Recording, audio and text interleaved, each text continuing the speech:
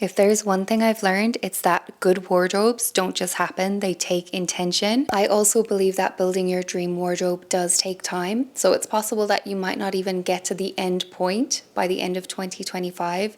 But the key is to just be making the right steps along the way so that you're happy with your progress at every single point along the journey. My first tip is to lay down a mission statement for your wardrobe. This is the place where our values live. A mission statement is something that kind of keeps you grounded as far as what are you actually trying to build and achieve to get to the wardrobe of your dreams. For example, your mission statement might include things like your style words or how you want to feel in your clothes on a daily basis. A statement like, my wardrobe is a sacred space. I deserve to feel good in my clothes every single day. If it's not a big fat yes, then it's a no. Things like this need to be in your wardrobe mission statement so that you know you have something kind of short, quick and snappy to refer back to anytime that you feel like you're being led down the garden path and distracted with your purchases throughout the year. Tip number 2 is to take stock of everything that you already have. What's been working, what hasn't been working. Are you happy with the foundations of your wardrobe? Do you feel like you have enough of your staples? What are the things that you know you're going to be reaching for? Do you have enough of those, or are they ready to be retired and you need to update and get some new ones? Do you have your color palette nailed down? Is everything in good condition in your wardrobe? Does it fit you well? Does it make you feel your best? 80% of your wardrobe should be something that is basically like the core of your wardrobe, something that you'd wear every single day, something that works for you and your lifestyle for most of the activities that you get up to in your life. And then the 20% of your wardrobe is really more so for special occasion wear, event wear, active wear. Tip number 3 is to practice wish listing, which I know so many of us have heard so many times before, but it's really easy to sort of get carried away and have like the endless wish list, which just like keeps getting added to, but never really kind of organized. And I have a video all about how I managed to conquer my personal wish list. I'll leave it linked up here and down below if you want to dive a little bit deeper into that. Like I said, the key to a curated wardrobe is intention. Having a wish list that's all in one place will help you see at a glance not only which items are on there, which you might be liking, kind of duplicates and several of really similar items, but also like how they play with each other, how they interact with each other. It gives the piece some sort of context according to the other things that you're also liking, wanting to bring in, and are they going to work with each other? To me, having a wish list that's all in one place, especially if you have like actual images of these specific items that you're looking for, it almost acts like a little mini mood board. So you kind of get at a glance a sense of where is my style headed, what are the things that I'm currently drawn to, and like what's the overall vibe here. You can kind of see like how the master plan is coming together, if you know what I mean. And then rolling on from there, once you have your wish list in place, you also need to have a budget in place. Make sure you know either your annual or your monthly budget. And the start of the year is a perfect time to really think about what are those bigger wish list items, how am I going to budget for them throughout the year? And then you can have sort of like that pot of money saved away for when that perfect item comes on sale, or when you find it on the vintage or the secondhand market if you're looking for something secondhand as well. Sometimes we have to wait before something pops up that is perfect, that we really want. And so it helps to know in advance, okay, I'm going to be looking and keeping my eyes open and peeled for these things, so you can prepare your budget in advance rather than it pops up and you don't have the funds to buy it right then and there. Knowing your budget can obviously also help as far as limiting impulse purchases, and not just impulse purchases as far as just like going out and spending all your money, accidentally buying things, or like you just add on an extra piece or two because it gets you to the free shipping or whatever. It's so easy to accumulate extra pieces that you could have used that money in your budget going towards, one of the items that you actually wanted more. It helps to really keep you focused on actually what is a priority for me and what is just kind of distraction, fluff, kind of like wasting my money in a way. Again, I would prioritize most of your budget towards your everyday items, 80% of your budget going on the items that you wear most often, and then saving 20% for the lesser worn items. That's my personal philosophy. I know not everyone subscribes to that. A lot of people prefer to spend a little bit more on those special pieces, event wear pieces, etc., which is totally fine as well. Tip number 5, if it's boring, make it quality. And this we're going to bring in a little bit of like romanticizing our life here, because I know that we all have these boring purchases that we need to make, and somehow they're the hardest ones to actually buy. Like they tend to sort of slip down the list of priorities because something new and shiny comes along, and suddenly we have designated some of our winter coat budget into our look at this amazing pair of ballet flats that are on sale budget, which we didn't even want that yesterday, but now we see them and we have to have them. In other words, so many of us avoid making boring but necessary wardrobe purchases because we get distracted. And so we end up thinking, well, I haven't found the perfect boring piece yet, so I may as well just spend my money in this exciting place over here, right? I think, obviously the strategy of eat the frog, do the most boring thing first. That can be a strategy that works. It's kind of like just ripping off that band-aid and like do what you have to do, get it out of the way.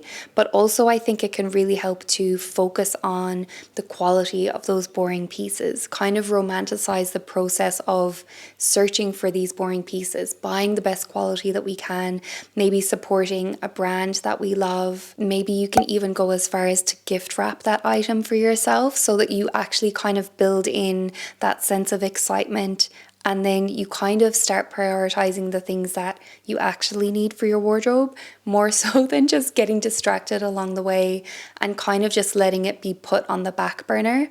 And then as soon as you have it off your wish list and off your to-do list, it's just going to be such a relief because you know that you're going to have to buy it at some point or another. So any way you can make this purchase a little bit more exciting for yourself, I recommend that you do so. It'll just help you to make it a priority instead of making it feel like a chore. Speaking about impulse purchases, I feel like part of our wardrobe strategy should be really focusing on how we can eliminate or minimize impulse purchases. Never say never. There are always moments where we walk into the thrift store or, we find something vintage and it's just love of our life. We have to have it in that moment.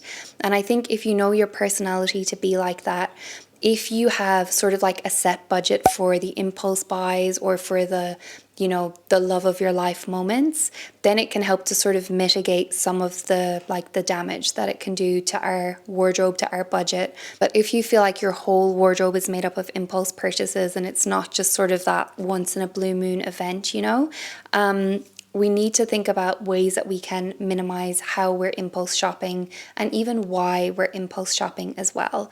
So many of us use it as like an emotional band-aid to just put over, unmet needs, inner feelings and emotions that are just not being directed in a healthy avenue. No human walking around today is perfect. Nobody has a completely clean emotional slate. We all have stuff going on in the background. So you need to find a way that is healthy for you to deal with your emotions, that is not just destructive to your wallet and destructive to your wardrobe strategy. I do recommend decluttering your email inbox as far as marketing emails. Just whittle it down to the few brands that you absolutely love.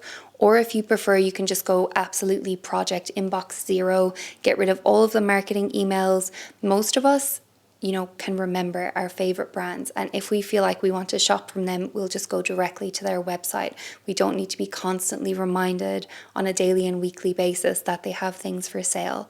The marketing emails are specifically to get you to buy product. So if you do struggle with impulse purchases, you need to remove as much of the triggers as you possibly can, whether that's browsing or online browsing, decluttering your emails, decluttering your influencers and content creators that you follow, down to the people that don't give you FOMO and that aren't constantly trying to push you to buy more things. Tip number 7 is to have a seasonal check-in point. I love doing this because it's so easy to think that we're going to keep the momentum of the new year going throughout the year, but the seasons change, life takes over. So it's really important to have these, marked points in the calendar when we can check in with ourselves, make sure we're still on track, and then sort of start to redirect the ship if it's going a little bit the wrong direction.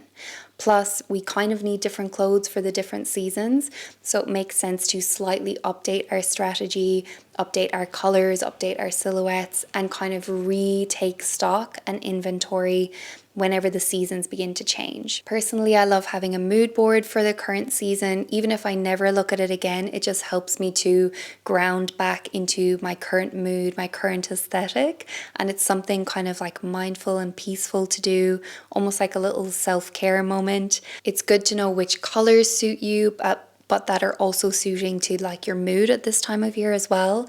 You can also come back to your style words, curate them a little bit, tweak them if needs be, add a seasonal modifier so that it kind of like gives it that extra spice, that extra flavor to cater it to the current season. I also think it's a great idea to have like a seasonal wardrobe. So decide on 2 to 3 outfits that you're going to be wearing on repeat for this current season, especially for those days when you really just you're stumped, you don't know what to wear, you're kind of feeling like nothing is working, so just having those in your back pocket that you can rely on, you look good in those clothes and you can just reach for them. And tip number 8, the final tip, is to think about your wardrobe in sections. And I have done a video about building your wardrobe in layers as well, which I'll also link up here and down below as well if you want to check that out too. Do you like to think of your wardrobe in sections or segments? Let me know how you like to sort of break down your wardrobe inside your own mind. Like, how do you organize it for yourself? There's a few different ways that you can segment your wardrobe. So thinking about the base layer, the middle layer, the outerwear layer, and then like the cherries, the accessories, which is what I talked about in my other video. But you could also think about your wardrobe like according to activities. So like sleep and loungewear, you could probably put lingerie, intimates in there as well. Active wear and swimwear, casual daily wear, a little bit more dressy going out clothes, and then like formal event wear. So then as soon as you start to think of your wardrobe in these kind of little different segments, it can be super helpful to see, do I have enough in each of these categories of my wardrobe? Are each of these categories feeling like strong or are some of them feeling like they're kind of limping along behind the others? It can help you to look, especially at the start of the year, the start of a season, at these different segments and think about, okay, so where am I going to put my focus on first? Which segment is my priority? Where am I going to budget the most for this year, etc., etc. So as soon as you have your wardrobe sort of broken down into segments, it kind of is like, eating the elephant one bite at a time. You don't feel like it's this huge like monster that you have to tackle all at once. It's kind of broken down into mini capsule wardrobes almost, and that makes it a little bit more palatable and manageable, and you can just tell between one segment and the next segment which is the most important to me right now, which is the one that is lacking in items, which is the one that needs to be updated, for example, and you can prioritize from there. So there you have it. There are my top tips for an effective wardrobe building strategy for 2025. I hope that something in here has been helpful and that you learned something along the way. Let me know which of these was your favorite tip, which one you are going to be using for your own wardrobe this year. And I'll see you very shortly in my next one. Bye guys.